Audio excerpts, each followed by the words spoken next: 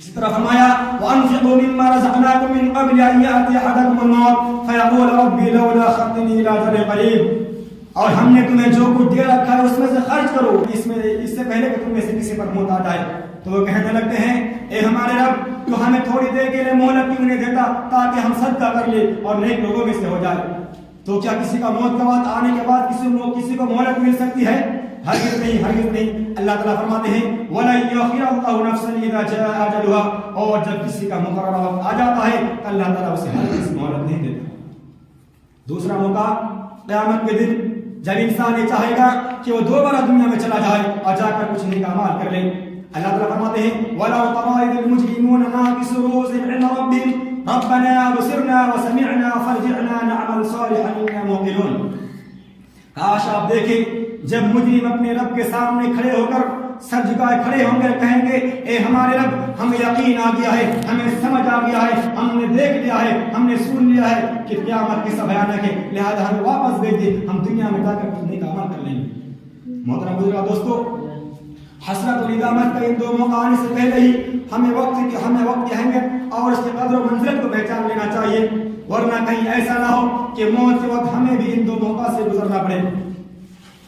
محترم حضرات، آئیے اب آپ لوگوں کے سامنے وقت کی دو خصوصیات بیان کرتے ہیں۔ نمبر ایک، وقت انتہائی تیزی کے ساتھ گزر رہا ہے۔ جی ہاں، وقت بجلی کی سی تیزی کے ساتھ گزر رہا ہے۔ ہر گزرتے دن، ہر گزرتے رات، ہر گزرتے لمحے کے ساتھ ساتھ ہماری زندگی بھی کم ہو رہی ہے اور ہم آہستہ آہستہ قبر کی طرف بڑھ رہے ہیں۔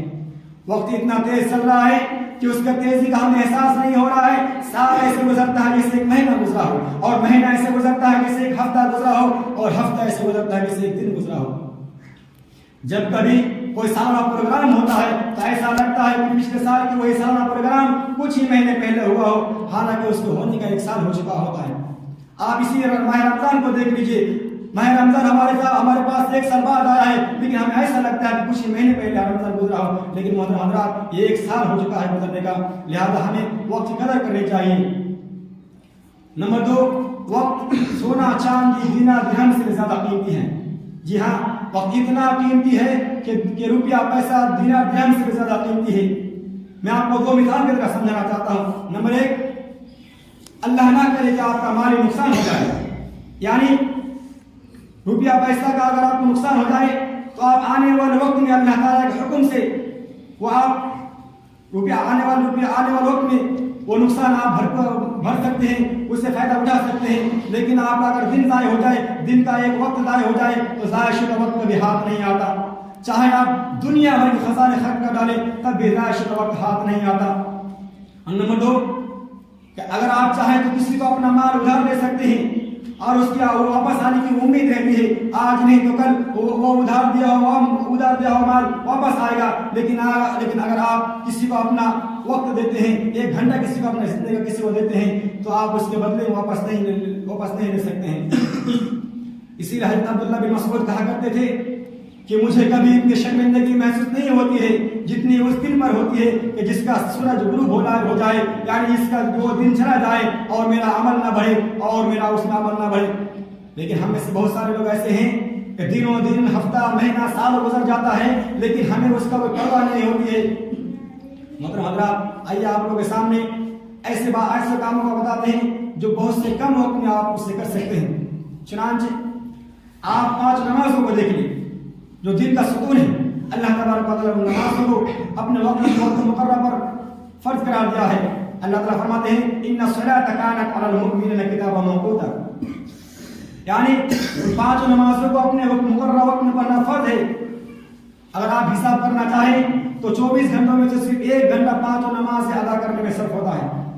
گویا 24 گھنٹوں میں سے صرف 1 گھنٹہ اللہ تعالیٰ کے لیے اور 23 گھنٹے صرف آپ کے لیے، اور 1 گھنٹہ جو اللہ کے فرائض کے لیے ہے وہ بھی در حقیقت آپ ہی کے مصلحت اور آپ ہی کے فائدے کے لیے ہے، کیونکہ نماز پڑھنے سے آپ ہی مستفید ہوتے ہیں اور آپ ہی کے جسم کو گناہوں سے پاک کر دیا جاتا ہے۔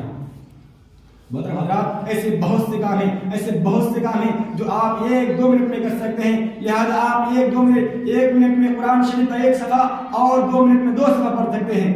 ایک صفحہ میں 15 لائن ہوتے ہیں اور ایک لائن میں کم از کم 30 حرف ہوتے ہیں، تو ایک صفحہ پر 450 حرف بنتے ہیں، اور اس سے آپ 10 سے ضرب دیں تو 4500 نیکیاں بنتے ہیں، لیکن اگر آپ اس کو آپ ماہ رمضان میں پڑھتے ہیں تو ایک حرف پر 70 نیکیاں ملتی ہیں، تو آپ اس سے ضرب دے سکتے ہیں کہ 450 کو 70 سے اگر ضرب دے گنا کریں تو کتنا نیکیاں مل سکتی ہیں۔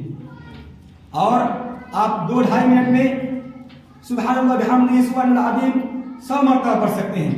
اس کی نعمت یہ ہے، اس کی فضیلت ہے کہ رسول صلی اللہ علیہ وسلم نے فرمایا کہ کلمتان حبیبتان للرحمن ثقیلتان فی المیزان خفیفتان علی اللسان، 2 نعمت ایسے ہیں جو زبان پر بہت ہلکا ہے اور اللہ کے پاس بہت پیارا ہے اور ترازی میں بہت بھاری ہے، وہ ہے سبحان اللہ وبحمدہ سبحان اللہ العظیم۔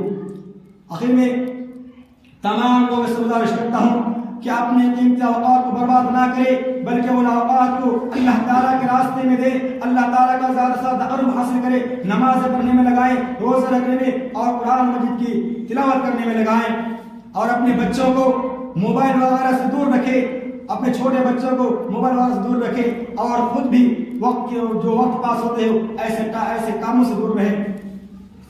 آخر میں اللہ تعالیٰ دعا ہے کہ اللہ تبارک و تعالیٰ ہم تمام مسلمانوں کو پورے ماہ رمضان کے روزہ